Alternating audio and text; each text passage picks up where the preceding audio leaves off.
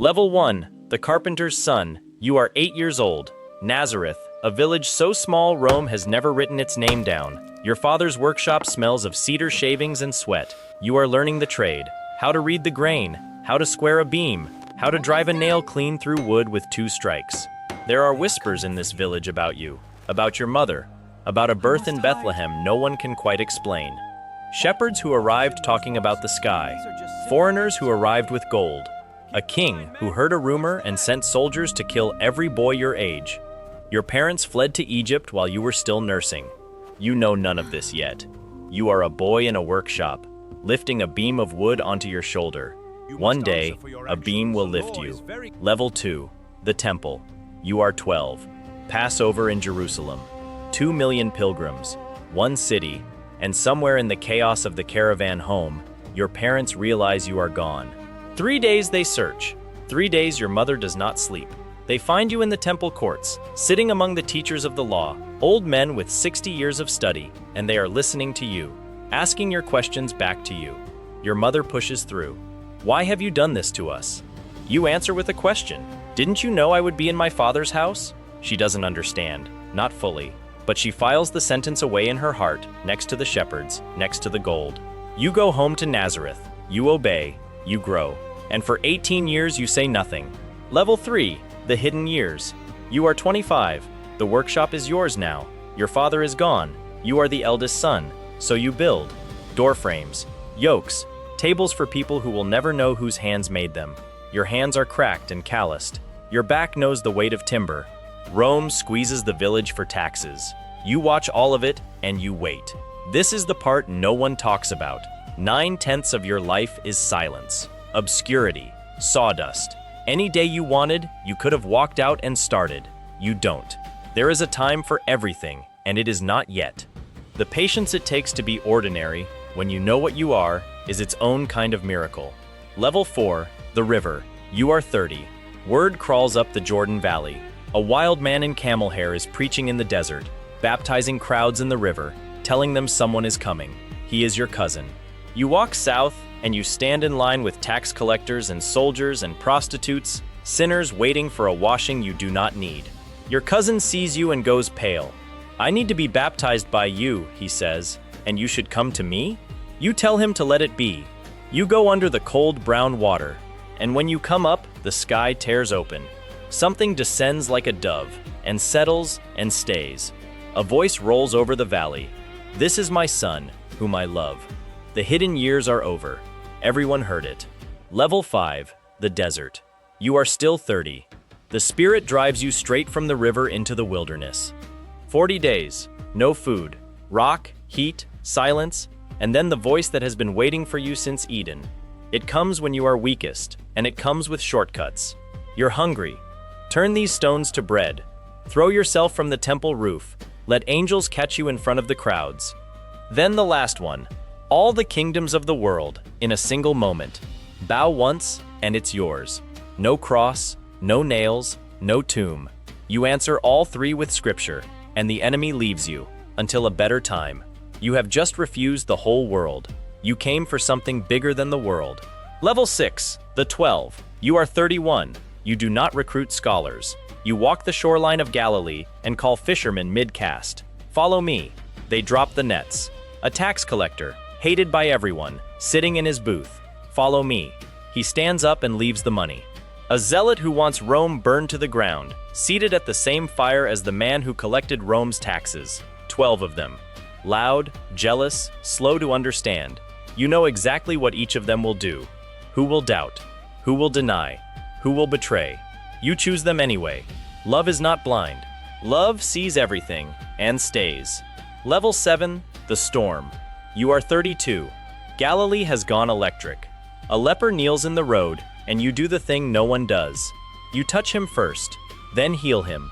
A paralyzed man comes through a hole his friends tore in a roof. Blind eyes open. A dead girl sits up. One evening, 5 loaves and 2 fish feed thousands on a hillside, and the crowd surges forward to make you king by force. You slip away to a mountain, alone. That night, a storm nearly sinks your disciples' boat, and you walk out to them on top of the sea. Wind screaming, waves standing up like walls. You speak 3 words, quiet, Be still. The water goes flat as glass. The men in the boat are more afraid now than during the storm. Who is this? They whisper. The wind obeys him. Level 8, the turning. You are 33. You ask the 12 the only question that matters. Who do you say I am? Peter answers first. You are the Messiah, the Son of the living God. And then you tell them what that actually means, and it is nothing they wanted to hear. You must go to Jerusalem. You will suffer. You will be rejected by the priests, and killed, and on the third day rise. Peter grabs you. Never. This will never happen to you. You turn on him with words like a whip. Get behind me, Satan. The same shortcut from the desert, in a friend's voice this time. From this day, your face is set toward Jerusalem like flint.